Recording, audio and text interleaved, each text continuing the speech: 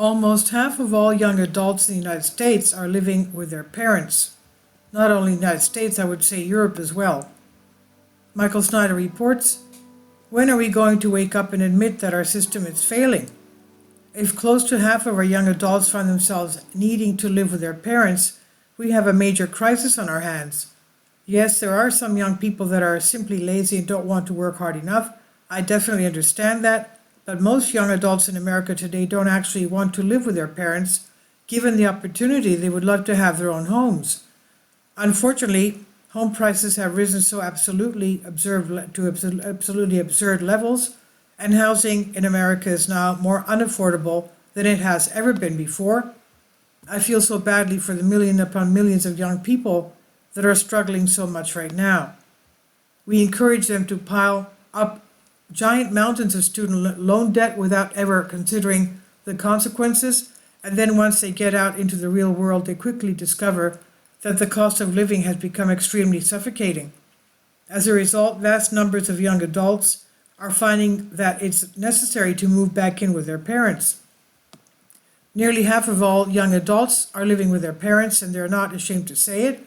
Moving out and living on your own is often seen as a marker of adulthood, but dealt an enormous set of cards, including pandemic lockdowns, decades-high inflation, soaring student debt levels, and a shaky job market, young people today are increasingly staying put.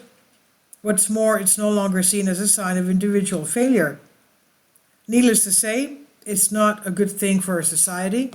At the last time that such a high percentage of young adults were living with their parents was during the aftermath of the Great Depression. These days, about 23 million, or 45% of all Americans aged 18 to 29, are living with family, roughly the same level as in the 1940s, a time when women were more likely to remain at home until marriage, and men too were lingering on family farms in the aftermath of the Great Depression. So why is this happening? One of the primary reasons why this is happening is because high interest rates have pushed housing costs to insane levels.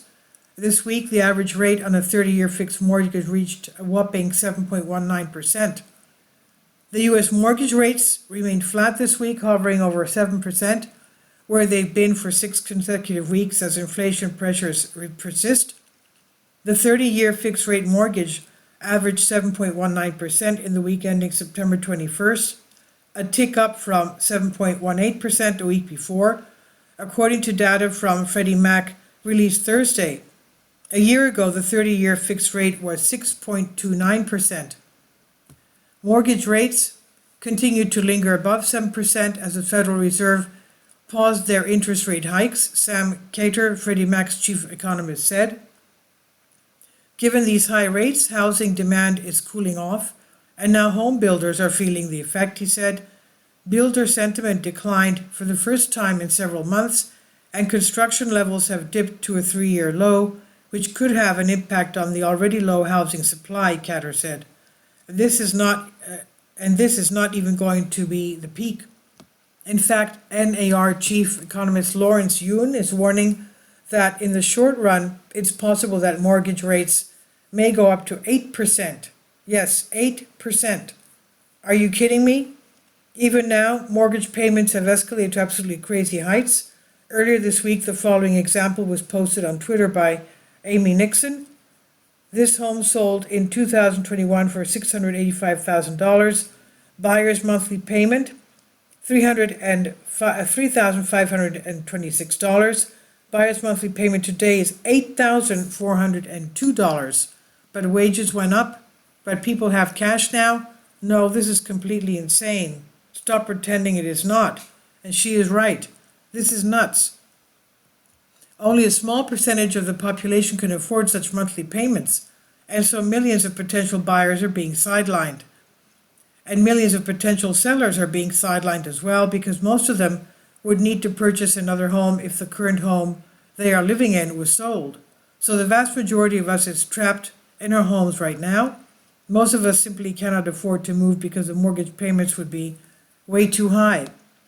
Obviously, this is one of the main things that's greatly depressing home sales right now. Sales of previously owned homes declined again in August. If you can believe it, they were actually down a whopping 15.3% from the already depressed levels that we witnessed in August 2022. If you want to thank someone, thank the officials at the Federal Reserve because they created this mess. Overall, Fannie Mae is projecting that this will be the worst year for home sales since 2011. U.S. home sales are heading for the biggest slowdown since 2011, according to Fannie Mae. The government-sponsored mortgage finance company forecasted total home sales to slump to just $4.8 million this year, to 4.8 million this year, marking the slowest sales environment since 2011. That figure will only improve slightly in 2024, with total home sales expected to hit 4.9 million, Fannie Mae economists said. If our young adults cannot afford to purchase homes, at least they can afford to rent places to live, right? Wrong. In recent years, rents have skyrocketed all over the country. At this point, the national median asking rent in the U.S. is over $2,000 a month. Landlords are continuing to ask near record high rents amid a tight housing market, but tenants in some parts of the country are still finding deals, according to a new study from Redfin.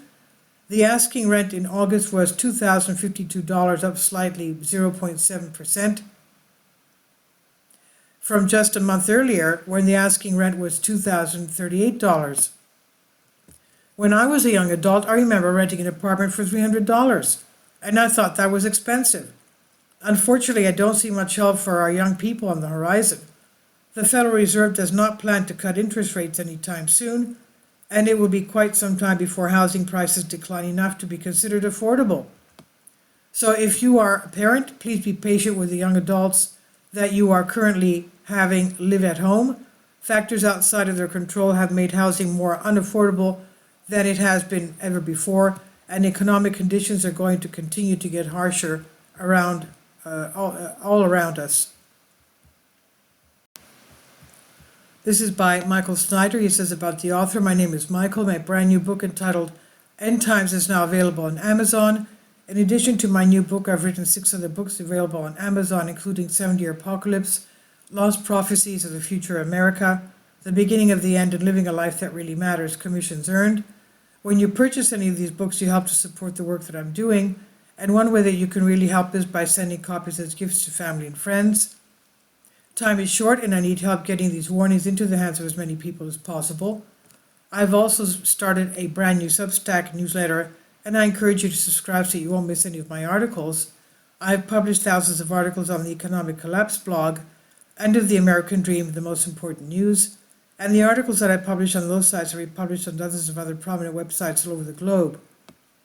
I always freely and happily allow others to republish my articles on their own websites, but I also ask that they include this about the author section with each article. The material contained in this article is for general information purposes only, and readers should consult licensed professionals before making legal, business, financial, or health decisions.